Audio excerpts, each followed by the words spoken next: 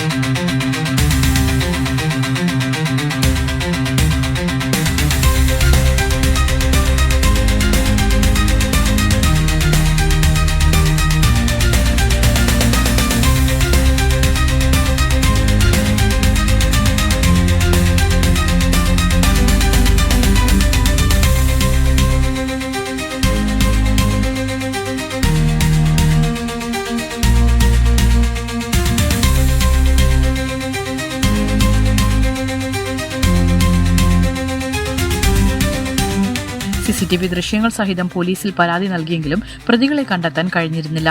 ഇതോടെ വാഹന ഉടമയും സുഹൃത്തുക്കളും നേരിട്ട് അന്വേഷണത്തിനിറങ്ങുകയായിരുന്നു. രാത്രികാലങ്ങളിൽ വർക്കലയിലെ പെട്രോൾ പമ്പുകൾ കേന്ദ്രീകരിച്ച് നടത്തിയ തിരച്ചിലിനൊടുവിൽ വർക്കല ടൗണിലെ പമ്പിൽ വെച്ച് മോഷ്ടാക്കൾ കുടുങ്ങി. തിരിച്ചറിയാതിരിക്കാൻ ബൈക്കിന്റെ രൂപമാറ്റം വരുത്തിയെങ്കിലും ഉടമയ്ക്ക് സംശയം തോന്നുകയും വാഹനം പരിശോധിക്കുകയുമായിരുന്നു. അമൽ സജീവ് വാഹനം തിരിച്ചറിഞ്ഞതോടെ ഓടി രക്ഷപ്പെടാൻ ശ്രമിച്ച പ്രതികളെ നാട്ടുകാരുടെ സഹായത്തോടെ തടഞ്ഞുവെച്ചു.